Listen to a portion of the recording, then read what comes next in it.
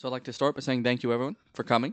My name is Cody Armstrong, and of course, what we're talking about here today is the essentials of Onshape. So if you're just getting started with Onshape, really want to give you kind of a high-level overview of how Onshape works, how to get your work done in Onshape, and really to answer any key questions that you may have. So feel free to type in any question that you may have. You'll see a questions dialog, and you go to webinar panel. Feel free to type in anything. I'll do my best from time to time to stop and address any questions. But if I don't get to your question, stick around. I'll make sure to answer all of them before the webinar is over here today. So the essentials of Onshape, really intended for those maybe new to Onshape, just starting, trying to understand what is the process, how do things work. So let's dig in. Now, before I get into the topic of the day, there are a few things I like to mention about Onshape in general. And one of the first is our mission statement. And that is getting everyone working together with CAD on any device, anywhere. So if you haven't used the Onshape mobile app, if you haven't, logged into your Onshape account from, some other computer than your own, you really haven't experienced a lot of the benefits of Onshape, and that is just accessibility. You have a full-blown CAD editing tool in your phone or your tablet. Whether you're using Android or iOS, we have apps that allow you to not just view, but actually create and build real models. So working together with CAD on any device anywhere, and this also includes Chromebooks, Linux, Mac, Windows, so really accessibility from anywhere. Now, the other things I like to mention about Onshape is we do consider ourselves professional 3D CAD. And when you think of professional 3D CAD, it's really three pieces. You have parts, assemblies, and of course, drawings. And we do have all three major pieces that make up a professional 3D CAD system. However, we do have some things that are really unique about Onshape, and one of the first that I like to point out is we update constantly. So roughly every 3 weeks, you're going to see new functionality being added. And the neatest thing about it is it doesn't require any user input. You don't have to do anything. You log in and you see new functionality there. So we're constantly evolving, and we're evolving at a very quick rate. Some other things that are unique about Onshape is with Onshape you have built-in version control, so you don't have to have a separate data management system. Version control and the concept of version control was built into the core of Onshape. It's intended to be, part of how Onshape works. So built-in version control, and also if you've come from another CAD system, we can read and write a lot of the common CAD formats that are out there. So Step, IGES, Parasolid, a number of different formats. So if you haven't tried importing a document yet, or if you haven't tried exporting a document yet, I definitely recommend it. It means that Onshape works well alongside an existing CAD system. It's a great tool for just collaboration or maybe sharing. The last thing I want to mention, and that ties into my last sentence there, and that is entirely new methods of collaboration. So if you haven't shared your document yet, there's a share icon in the top right corner. I definitely recommend it. You just enter their email address, you define their permission, and you hit share, and that's all. They don't need to download or install anything. They can click a link and be viewing the same model as you. You can even give them permission and work together simultaneously. So a lot of the issues of traditional file-based CAD where one person has to edit a file at a time don't exist in Onshape. You can work together on the same model and different models in the same document. It's entirely up to you, and everyone sees everything update live in real time.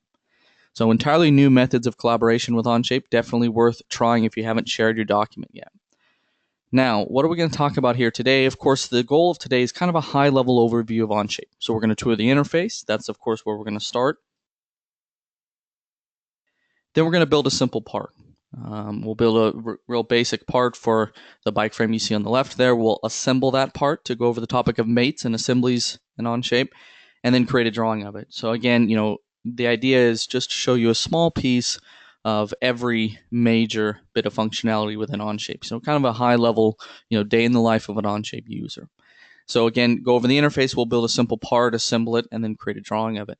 The last thing I want to mention is just how to import. And it's a very simple thing. I'll show you how to do it, but it's really just an icon. So as I mentioned before, I feel free to ask any questions you'd like. You have a questions dialog and you go to webinar panel. I'll do my best to stop and address them. So let's dig in. Now, I have one last slide for you before we get into Onshape itself, and that is really just 5 things to remember. So if you had to take away 5 things from this webinar, these would be the 5 things that I want to point out. And the first is, of course, Onshape runs entirely in a browser, and this is just a commonly asked question: how do I download Onshape? There is no download of Onshape. you just log in through a browser, and it can be any WebGL supporting browser. So Firefox, Chrome, Safari, a number of different browsers that are supported. The other thing to keep in mind is a document is a project level container. So in Onshape, when you create a new document, it does not equal one model. And that's a common misconception with a document in Onshape. It can contain hundreds of parts, assemblies, subassemblies, even miscellaneous files like PDFs and spreadsheets can be stored in one document. So think of a document as a project level container that holds everything related to that project. So the other thing to keep in mind is when we're in a document, you'll have various tabs. So you have tabs for parts, assemblies, and drawings all along the bottom of the interface. So the key thing to keep in mind here is that's how you access the various pieces of your document. So as I mentioned before, you can think of the document as a project container, a top-level container, and the tabs are how you find all the little pieces of the document. Now, the last things to mention, with Onshape, you have sharing and collaboration built in. So it's not a separate function or something you have to download or manage separately. You click a share icon, you enter their email address, and you hit share. So it's a very easy process. And also data management is built in. So you have complete version control, the ability to manage versions, and also a history list. So going back to the very start of the document, you can see every step that's been created with history. So again, kind of built into the core functionality of Onshape is all these data management capabilities. So that's enough slides. Let's get into Onshape. Now, as I mentioned before, it runs entirely in a browser. So here I'm running Mac. You could be running Windows, Linux, Chromebooks. It doesn't really matter. Again, as long as the browser is WebGL enabled, you should be fine. Now, the URL, once you've created an account, is cad.onshape.com. Okay, so you log into cad.onshape.com, and you're immediately taken to your document list. Okay, so this is the first thing you'll see when you log into Onshape. And this is just simply, again, a list of your documents. And the way to think of a document, again, is a top-level container. So here I'm designing a bicycle. And of course, a bicycle has many different parts within it, but they all can exist in one document. So just real quickly on the documents page, again, this is the first thing that you see when you log in. A couple things that I want to point out, a couple key pieces of the interface I want to point out. Of course, the first being the create and import icons. So I mentioned before I wanted to show how to import. Here is the import files, and you can import any file that you'd like. So if you just want a way to back up a PDF related to the project, you can do that. So here's import document files, and then you have create.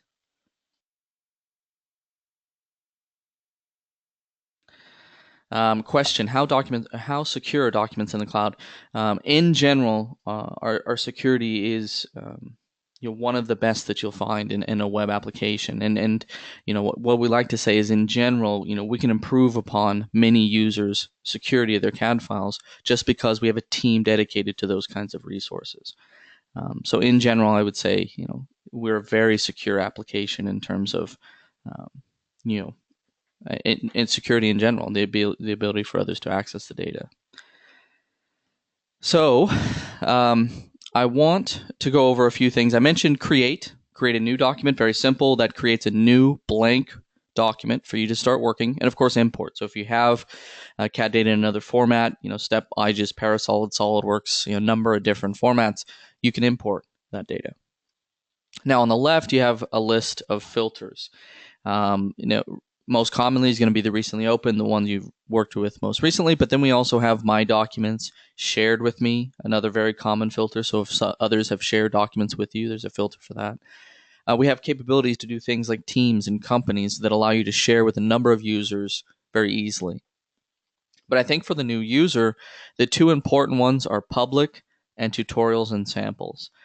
So these are great resources. Tutorials and samples actually has videos that you can walk through creating simple parts and assemblies and so on. And then public models is just a great resource of other publicly available CAD files. The neat thing about these CAD files is many of them you can see how they were modeled. So if you've ever wondered how do I model a U-bolt. There's a step-by-step example in that CAD file, right? You're going to see all the sketches and features that create it. So the public models are just a huge library of how others would build things. And it's a great resource if you're the type that likes to learn by looking at other examples. So great resource. Tutorials and samples, another one. The neat thing about these is there's videos, there's example models, so you have a complete package in terms of walking through the examples. Now, the last thing I want to mention in the filters is trash. So as you're getting started, when you do remove a document to the trash, keep in mind that that's a two-step process. You have an option to restore it from here. Initially, when you delete, so to speak, it goes to the trash, and you eventually have to empty the trash to clear everything out. Okay, so that's the last thing I want to mention about that. Now, in the Documents page also is a link to the App Store. So if you haven't checked out the Onshape App Store, I definitely recommend it. CAM, rendering, finite element analysis, fluid dynamics. There's a number of different categories and a number of different apps in each category. So a great resource if you're looking to generate toolpath, or if you want to render, or if you want to run a structural analysis on your design. All of those are available in the App Store. Okay. Okay, so the last bit of the Documents page that I want to mention here is the top right corner. And there are a few icons that are important, but especially to the new user is the Help menu. So Help is a great resource, a number of videos and examples and a lot of detail about each command in Onshape. A link to our videos and tutorials. The Onshape forums, another great resource for asking questions. But the most commonly asked is, what are the keyboard shortcuts? And that is available under the Help menu. Okay, so you'll see a list of all keyboard shortcuts. You can also fly that out and put it on a separate monitor, or it will become its own page and can be moved anywhere. So that's the Help menu. I mentioned before Share. Share is an icon in the top right. You hit Share, you enter their email address, define their permission. What level of control would you like to give them, and then hit Share. They don't need to download or install anything. They just simply click a link and they're looking at the same model as you. So that's the share icon. The last thing I want to mention before we get into modeling is under Manage Account, the most common question I get is, how do I change the default units? You'll see them here. So under Preferences, under Account Settings are the default units. And this is the default units for all documents going forward. So every new document you create will have these units. Okay, so just a frequently asked question. There are a number of things to check out in your account settings, things like your email address and payment options if you have a pro account, applications you've used, devices. I'm not going to go through all of them, but the most common one for new users is, how do I change the default units?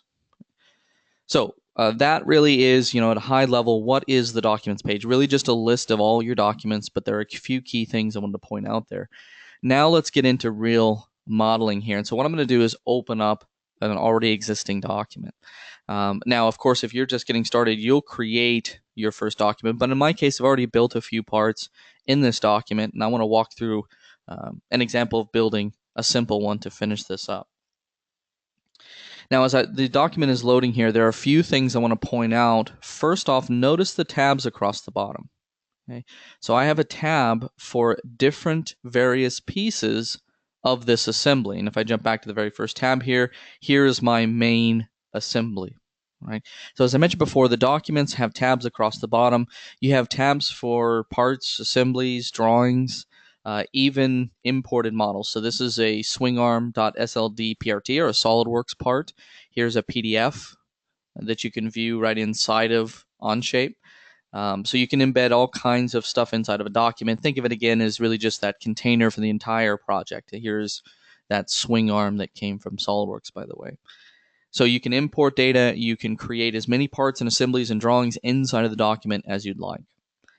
So let's jump back. Now, as I mentioned before, the documents tabs across the bottom are a very important piece of the interface. There are a few other important pieces that I want to point out. So I'm going to start at the top left corner here, the Onshape icon.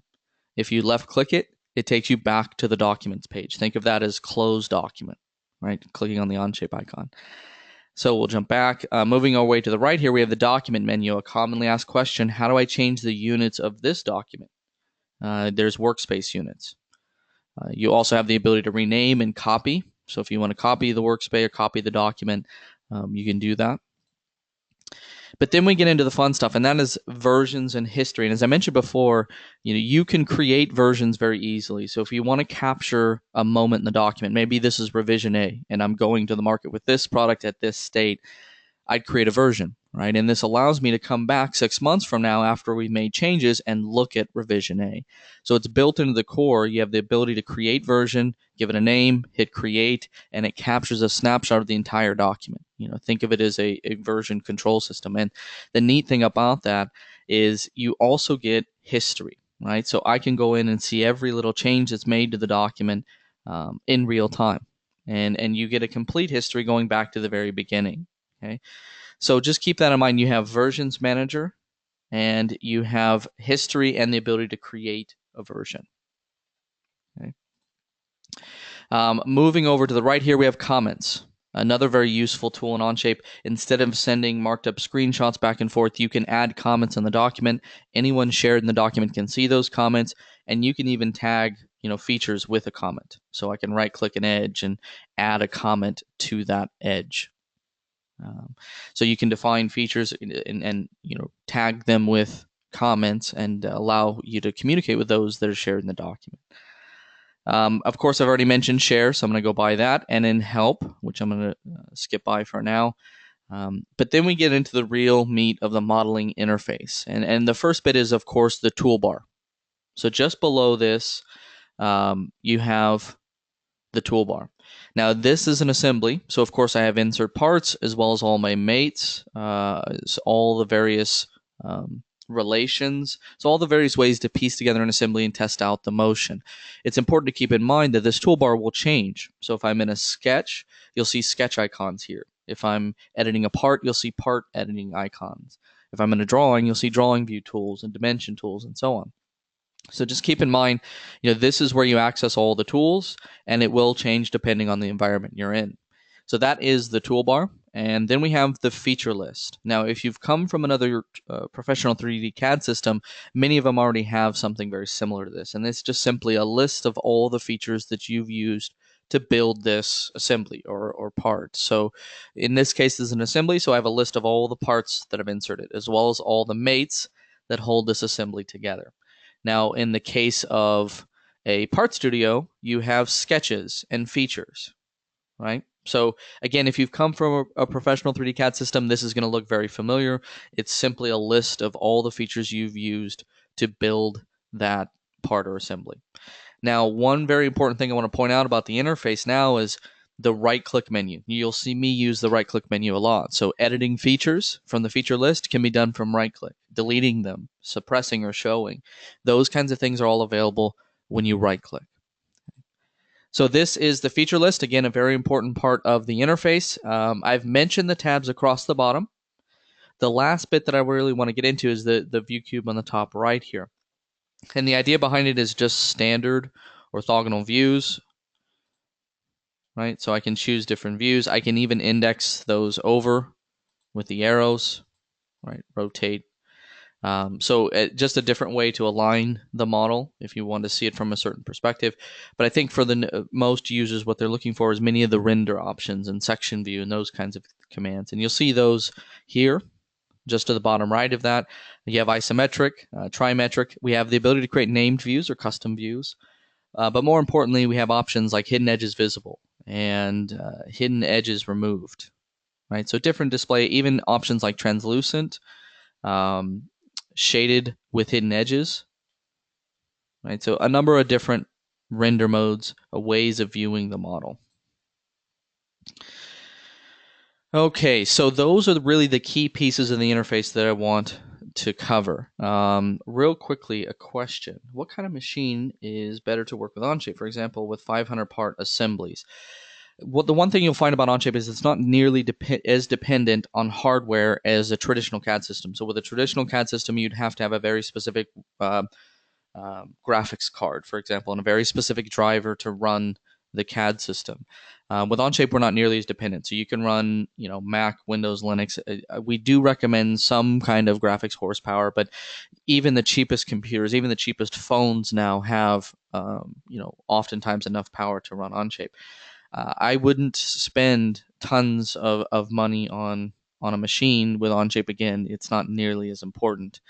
Um, you know, I don't know if I can give you a specific spec like 1 gig of video memory necessarily, but I would say that it's not nearly as critical as it would be in a traditional CAD. So basically, if you get any computer over $200, we have some users running Chromebooks that have enough video memory. So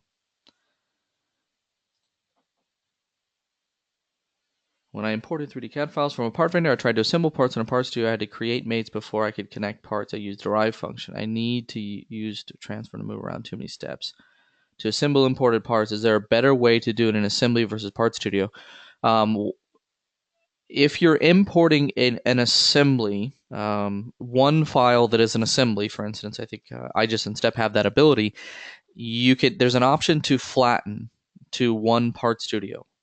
I'm not sure if you saw the option, but keep an eye out when you import. There's an option to flatten to one Part Studio, and that will take the entire assembly and automatically put it together in one Part Studio so that you can model.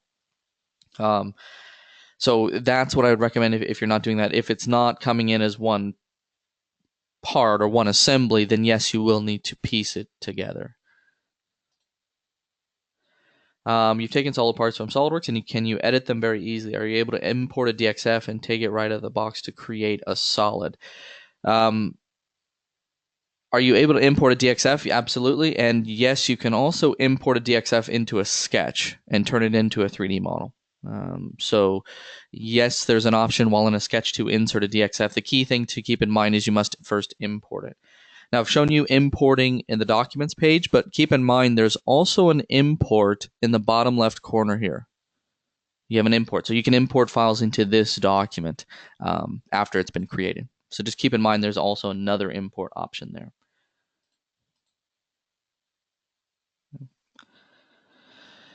So let's move on. What I'd like to do is start building a part. So I've covered the major pieces of the interface, and what I'd like to do is walk you through building this dog bone link. A very simple example, I know, but just for the sake of time, we're going to get started here. So let's create a new part studio. Now keep in mind, as I said before, a document can have as many parts and assemblies and drawings as you would like, and you can create new ones with the Create tab in the bottom left corner. So you click Create tab, you hit, in my case, Create a new part studio, and it creates a new blank part. Now, as you're starting, this is what you'll be greeted with, a new blank part and assembly. And so, of course, the common question is, well, how do I get started? Where do I start? What plane should I start on? How do I get started with my sketch? And so one of the first things I want to point out, one of the commonly asked questions is, does it matter if I start on the front, the top, or the right plane? And the answer is, in most situations, it's not really critical. What I would say to that is the front plane corresponds with what will be the front view of your drawing. So if you want the front view of your drawing to look a certain way, just keep that in mind. But for most users, we'll start with the front plane. Simple example, starting off, we'll left-click the front plane. We'll hit the sketch button in the toolbar. Okay. Now we're in a sketch on the front plane. Now, the last thing that I'd recommend is right-clicking in the graphic space and choosing View Normal to Sketch Plane. Okay, that will rotate the sketch plane rotate the model normal to the sketch plane.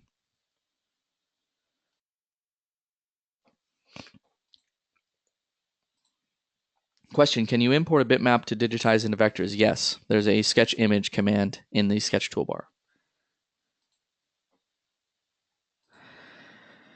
So I'd like to start sketching. One thing I want to point out is notice that the sketch toolbar, or the toolbar itself, is changed. So now I'm seeing sketch icons, right? Lines, arcs, circles, the things you'd expect to see while sketching. Again, the toolbar will change depending on what you're doing. And in my case, I want to start with a simple circle. One thing I want to point out is many of these commands have variations. So keep an eye on the drop-down menu where you can choose different types of circles, for example, or different types of rectangles. Okay? Now, in my case, I want a center point circle, so we'll select that. And as I move my cursor down, notice that I get these inferences to the origin. Here's my origin in the middle, and as I move around it, I get all these references to it. As I move over it, it snaps to it, it attaches my cursor to it. And I want the circle attached to the origin. So we'll left click, move my cursor out, left click again, and we placed the circle. Okay. Now keep in mind that you're still in the circle tool. So if you left click in space, you're going to create another circle. Now in my case, I want another circle. Okay, so I'm going to place another circle just to the right of this last one. Okay.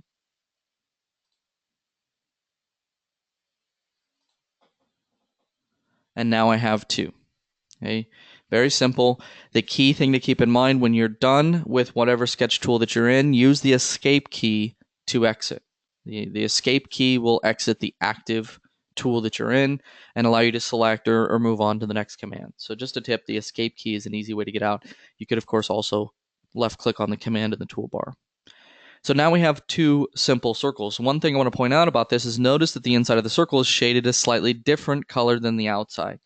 The idea behind that is in Onshape, closed contours are automatically shaded to indicate that they are closed so that you know that this can be used for an extrude, right? And it's very simple with a circle, but imagine you had hundreds of lines and it's not terribly obvious. Is this a closed loop?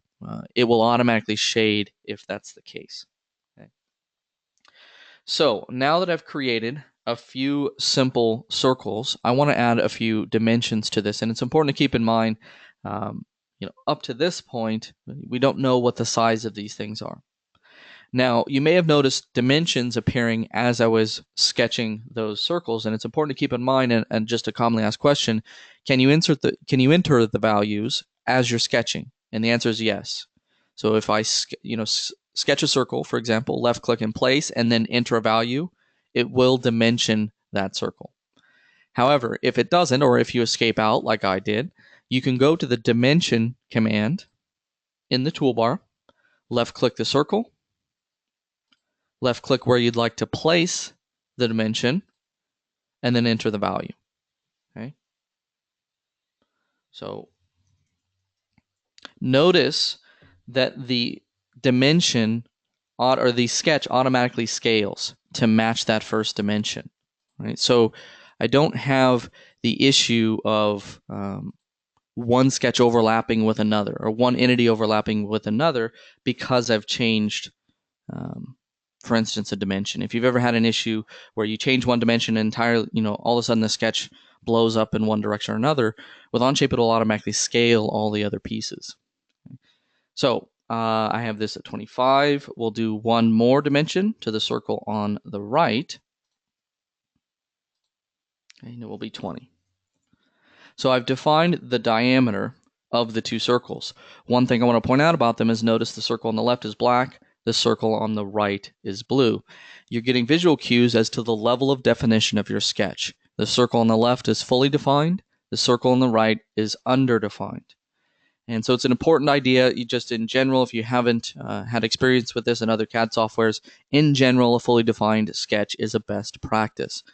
Now, the reason this is underdefined is the distance from the origin is not defined. So if I left click and drag it, you'll see it's free to slide. And that's one of the easiest ways to understand why it's underdefined. Left click and drag the sketch entity around. So of course I need a dimension between the two. We'll select dimension, point, and we'll add a dimension of 85. Okay. So now you'll notice that the circle on the right is now black, fully defined. A quick question, can you change the setting to allow single or double clicks to keep a command active? No, unfortunately not at this time. Okay, so I have two simple circles. We're not done. I'd like to sketch a few lines, so we'll select the line command from the toolbar. I'll move my cursor down, and notice as I move my cursor over the circle, it highlights, indicating that I'm attaching the line to it. We'll left click and left click to attach it to both ends. Now, what I'd like to do is mirror this line to the bottom half. Now, of course, I can just sketch another line, and that's another way of doing it, but we do have the ability to mirror. So to set this up, I'd first need a line to mirror about. So I'll select line, we'll select construction to make it construction geometry, and I can left click,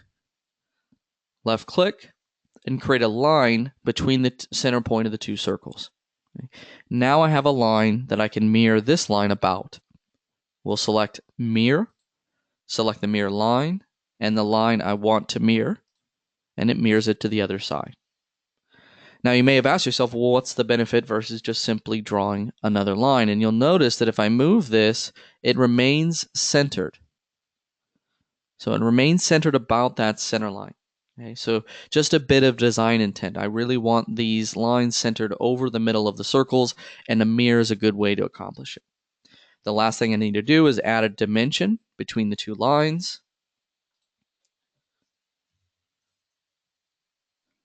And we have a fully defined sketch.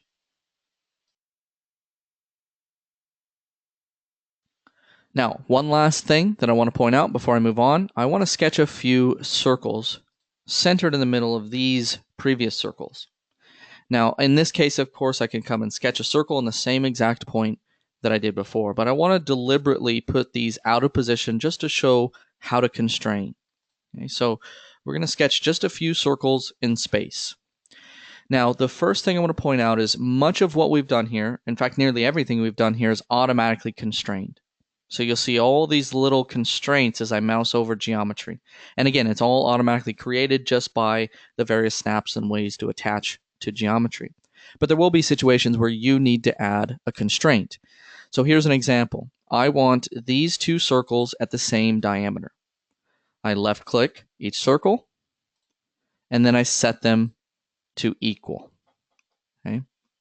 So in the far right of your toolbar are all the constraints.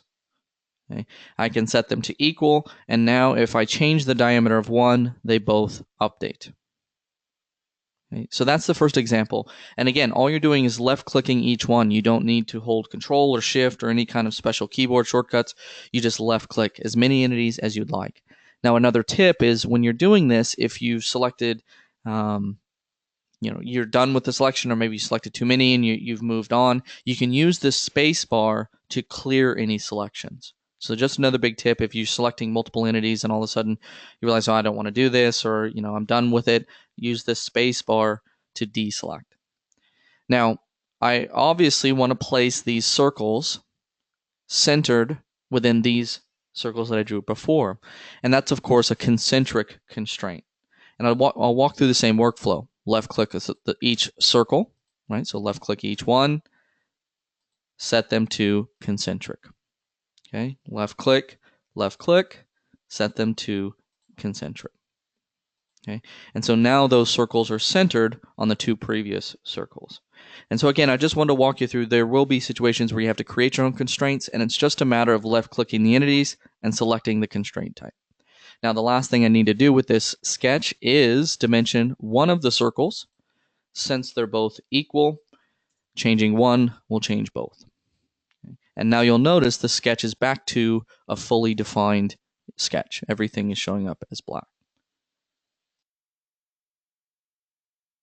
All right, so now we're ready to take this and turn it into a 3D model, right? So I have my simple 2D sketch. We're ready to extrude.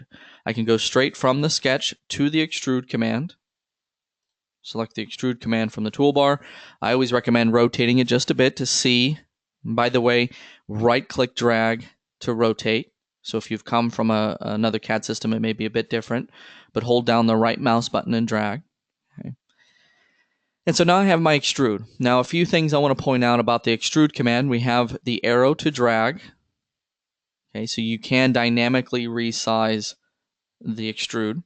But of course, if you want to enter a very specific value, you can enter that in here, right? 25, for example, enter, and now the depth is 25. So I hit the green check, and now I have my extrude here, right? So here's sketch 1 in the feature list, and then I have extrude 1 also there as well. And again, if I needed to change something, if I wanted to change the depth, if I wanted to edit this sketch, I can always go back and right-click on that entity in the feature list and choose Edit. And it'll take me back to it. So we're nearly there. Again, remember, our goal with this is to create this dog bone link that I mentioned earlier, or something very close. So what we want to do is create another feature, another extrude for that angle that you see there. So for this, what we're going to do is start a sketch on the top plane. So I'll select top plane, again hit sketch, then right click, view normal to sketch plane. Okay, that will shift the sketch plane normal, right? And now I can start sketching. Okay. Now what I'd like to do is just start with a few simple lines. So we'll select the line command, left click, again, just left clicking to create these lines. Okay. So I've created 3 lines. What I'd like to do is, of course, add a few dimensions. One of the first dimensions I want to define is the angle between these 2 lines. You don't need a separate command. You just simply select dimension, same dimension tool you use for everything else, select the 2 lines, and you get an angle value. Okay. We'll add a few more dimensions.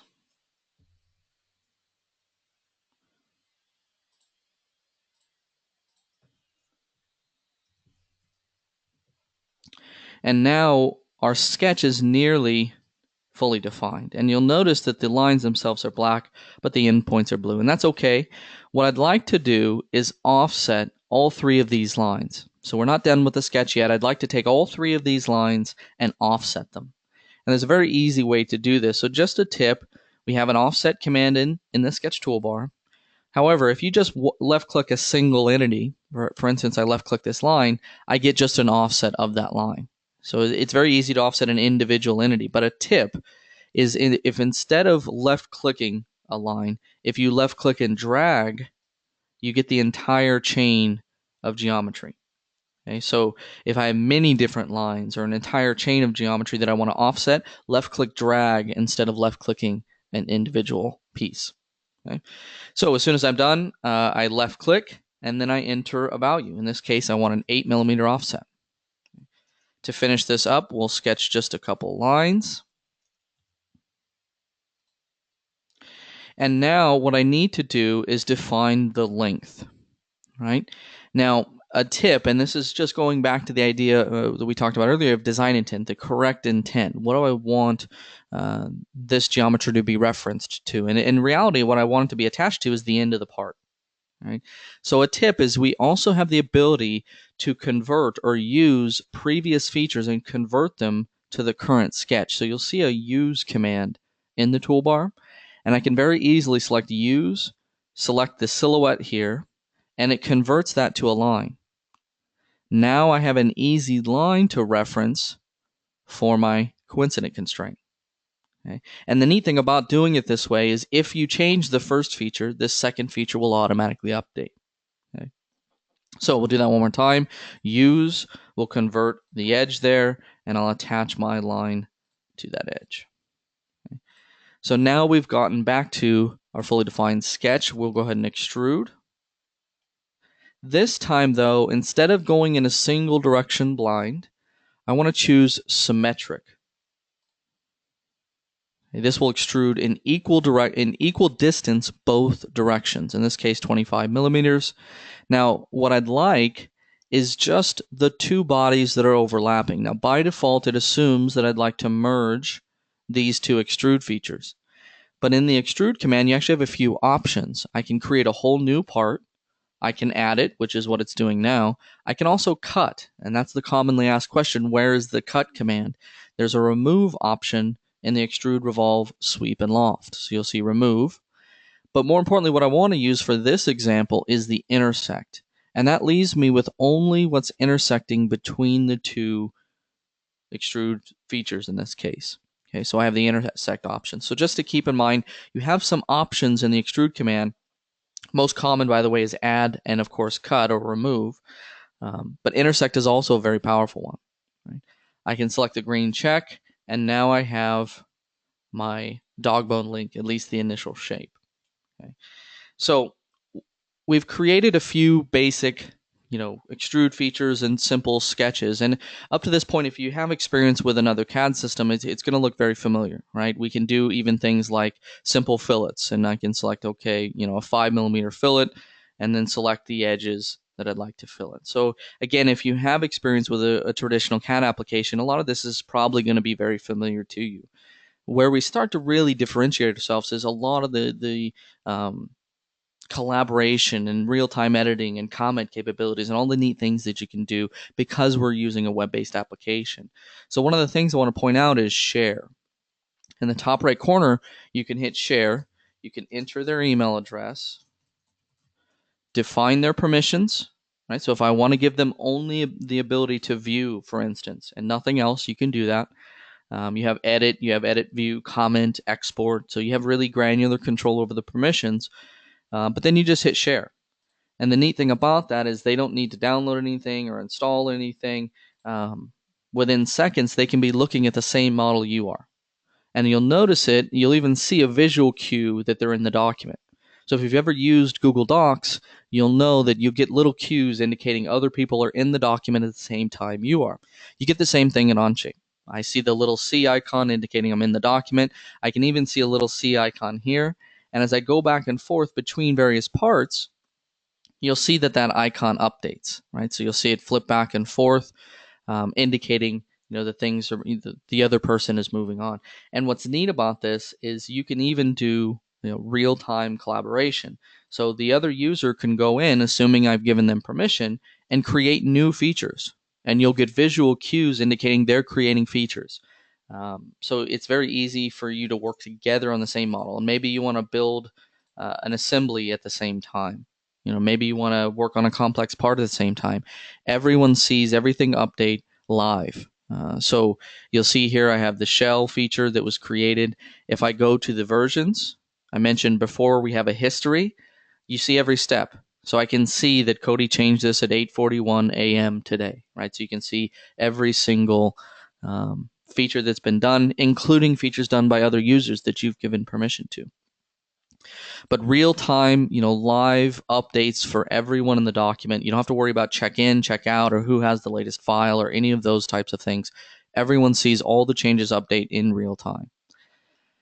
So that's one of the collaborative benefits, just the ability to see everything update in real time. But you also have tools like comments. So I can right-click a feature, for instance, and say, add a comment. Is this diameter correct? Right? I can hit add, and the person I've shared this with sees a notification, sees a little pop-up, and they can reply. They can even see the edge. They can, so they know exactly what it should be, right? They're not guessing what edge you're referring to. You're not sending screenshots saying this is the hole I'm referring to. You can tag features with comments, right? And you can communicate in real time. So here, we've chatted back and forth within the document. So definitely worth pointing out. Comments, the last bit that I want to point out about the collaborative tools is the follow mode capabilities. So while in the document, if you double click their social cue, you see their screen in real time. Right, so it's another great way. Maybe if you're chatting on the phone, if you're chatting in a video call, and you say, "Okay, show me the fillet you're referring to." It's very easy for them using follow mode to say, "This is what I'm talking about. This is the feature. Or, that's the hole I'm referring to." Using follow mode, so I can see their screen in real time. And again, you just double click their icon in the top right corner. Now, another tip is to get out of follow mode. Just left click anywhere in the graphics, and you're immediately taken out of follow mode. So those are just some of the collaborative benefits. Again, I think there's a number of different things I could show you, but we're going to move on here. So that's simple part modeling. Sketches, features, we have all the same tools that if you've come from a professional CAD system, extrude, revolve, sweeps, lofts, pattern tools, shells, all those things are there. What I want to point out is really where we start to differentiate ourselves, especially in terms of how we assemble things. And one of the first examples I have is how we handle mates. So here is my bike frame assembly. And what I'd like to do is insert that part we modeled into this assembly. And I want to mate it corresponding so that it can move and I can test out the motion, right? So the first step, again, notice the toolbars change. We're in assembly, so we're seeing different icons here. And of course, I want to start with insert. So we'll select insert, and I can browse to the part or assembly that I want to insert, right? I can select the part, insert it into my assembly. Okay. Now, a few things to keep in mind is initially, of course, when you insert it, there's no constraints. So if you left click and drag, it's free to float, so to speak. If you left click on it, you get a triad that appears, and you can drag it, right? I can rotate it. So it's very easy to control it in a little bit more accurate fashion than just simply grabbing and dragging around the screen. But initially, of course, moving around like this is not a permanent solution. What you'd like to do is attach it, and that's where we get into mates. Now, there are a few things I want to point out about Onshape mates, but one of the first is it's a bit different than a traditional CAD system. If you've come from a SolidWorks or Inventor or those types of systems, you may be used to 2 or 3 mates for constraining parts, and oftentimes they're done by referencing faces on the models and so on. We try to take a bit of a different approach to constraining using what we call mate connectors. And the idea behind this is really trying to constrain your parts using one mate instead of a combination of mates. And so what you'll find with Onshape is we use a point from one part and a point from another part, and we bring them together. The degrees of freedom, or the motion, is defined by the type of mate that you choose. So for example, I want to attach this link to the bottom of this shock mount, right? But I still need it to be able to rotate, to pivot with the swing arm here. That rotation is a revolute mate, right? It allows it to rotate, but no other degrees of freedom. So I select revolute mate, and I mouse over the point that I want to attach to my shock mount. So as I move my cursor over, you'll notice these white dots appear. And I select the point at the center of that hole. Okay.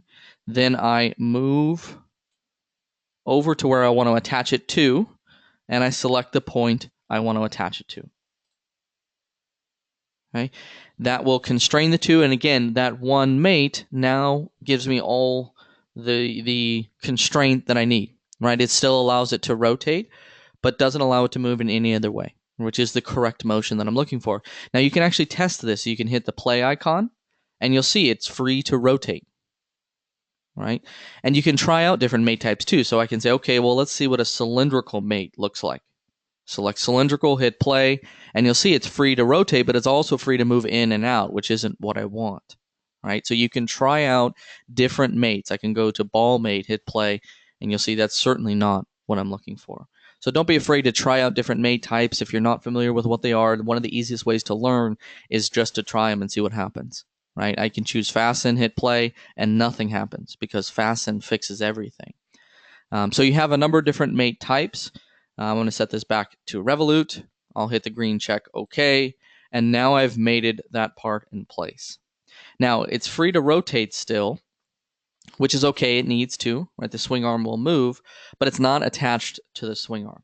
But that one mate attached it to the shock mount, but still allows it to rotate. Okay. Now, let's do the next mate, which attaches the other end of the arm to the swing arm. And for this, we want a cylindrical mate. I'll choose cylindrical. I'll select the center of the circle here and the center of the hole in my swing arm. Okay.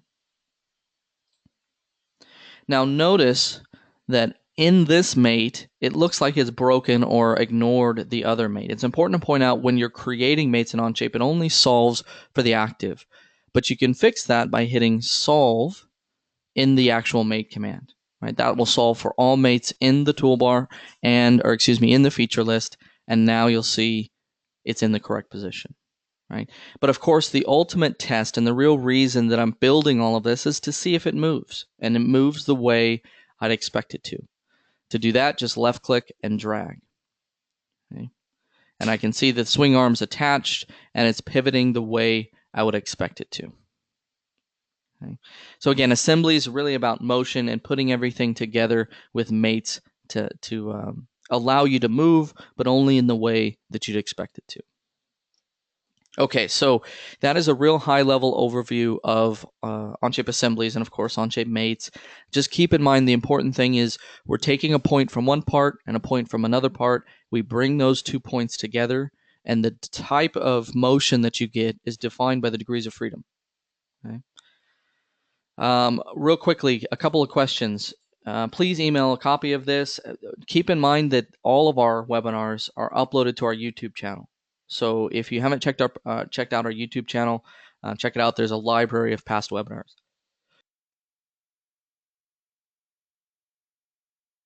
Also, question, can you design a part while in an assembly? No, it's important to point out assemblies are all about piecing together and testing out motion. However, you can build parts, many parts together in a part studio. So I want to point that out, and this is a bit of an advanced topic if you're just getting started, but many users like to build CAD models top down with parts referencing each other. And you can do that in a part studio. So you cannot build parts in an assembly, but you can build as many parts together as you'd like in a multi-part part studio. All right, so we've covered basic part modeling. We've covered basic assemblies. Of course, I know these are all very high-level overviews, but the last step is, of course, drawings. And I want to create a drawing of the part we created earlier. Now, much like creating a part or an assembly, you can go to the Create tab menu in the bottom left corner, select Create Drawing, and choose your template. Now, keep in mind, if you're just getting started, Onshape provides templates. So if you're just getting started and you don't have your own template, you can use one of the Onshape provided ones. Okay? And we'll choose ISO A4, for example. Keep in mind that if you're using inch units, you'll want to choose the corresponding template. ANSI inch, you'll see in the name. Real quickly, question, can you bend from flat? You cannot. We do not have sheet metal specific capabilities as of yet. I would say as of today, that's probably one of our biggest priorities. So keep an eye out, but no specific sheet metal commands as of yet. So I choose my template, I hit OK, and now I have a new blank drawing. Okay. Keep in mind, as I mentioned before, drawings are just another tab. So you'll see a new tab has been created at the bottom called Drawing 1, and I'm prompted to choose which part I want to insert. Okay. So we can choose part 1, left click, and now I have my first view in place. And I can project off of that. I can insert other views. Probably don't have the time to go through full detail to create a full detailed drawing, but inserting views, very simple. We have projected views, detail views, section views, auxiliary views, all the different view types. We'll create a simple front, top, right, and isometric view. Real quickly, detail view here in the center. Place it there.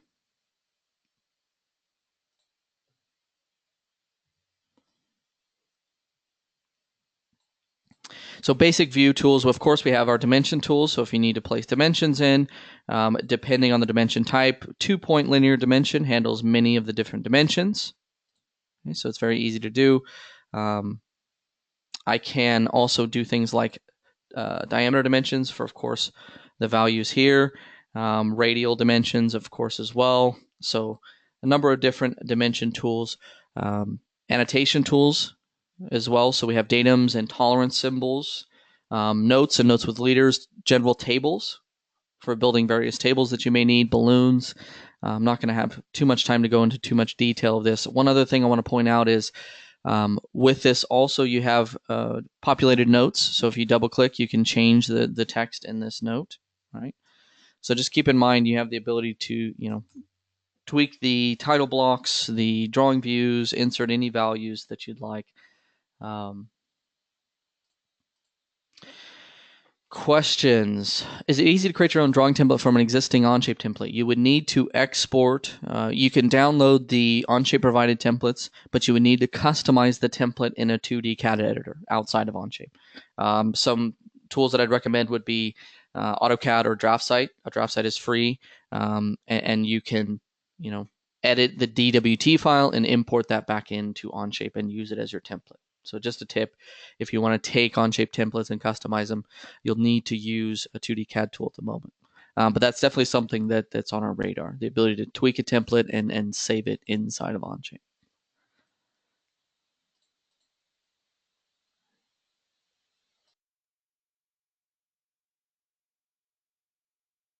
Question, do you use attributes for DRG Legend? Forgive me. I'm not sure I understand. And weld symbols, we don't currently have a dedicated weld symbol. We of course have notes with leaders, but that's not exactly a weld symbol. So no, I would say that's something that we're working on. So those are just a few of the dimension tools. Again, angle dimensions. We have tolerance symbols. I'm not going to get into too great a detail. One last thing I want to point out about the drawings is that you can export to DXF, PDF, DWG, so a number of different formats. A commonly asked question, how do I export? If you right-click a tab, you'll see the export option. You can export.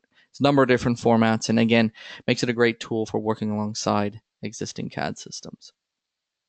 So one last question surrounding drawings, and it's just a frequently asked one, is do I need to create a separate tab for each and every drawing in my document? And the answer is no. You have a Sheets command in the far left, and you can add sheets. So you can insert as many sheets as you'd like into a single drawing. You can reorder, rename, a number of different things. But just keep in mind you can have multiple sheets to a single drawing. So that is what I had planned for you. Just real quickly jumping back to the slides. If you're just getting started in Onshape, we really encourage you to try it in your professional environment and let us know what you think. Give us your feedback. There's a feedback tool built into the top right. It's very easy to give us feedback, and we really encourage you to do so. So definitely let us know what you think. Also, if you haven't invited others or shared your document, we definitely recommend it. Again, a lot of the real-time collaboration and the comments and the follow-up and all that stuff is dependent on you sharing. So definitely give it a shot. If you're interested in establishing a local user group, or maybe you're interested in meeting local users, we'd love to hear from you. We'd love to help you set things up. So definitely let us know. So that's what I had planned. I'm going to stick around and answer any questions that you have. So just bear with me. I know there are a few there, but that's it, everyone. Thank you and have a good day.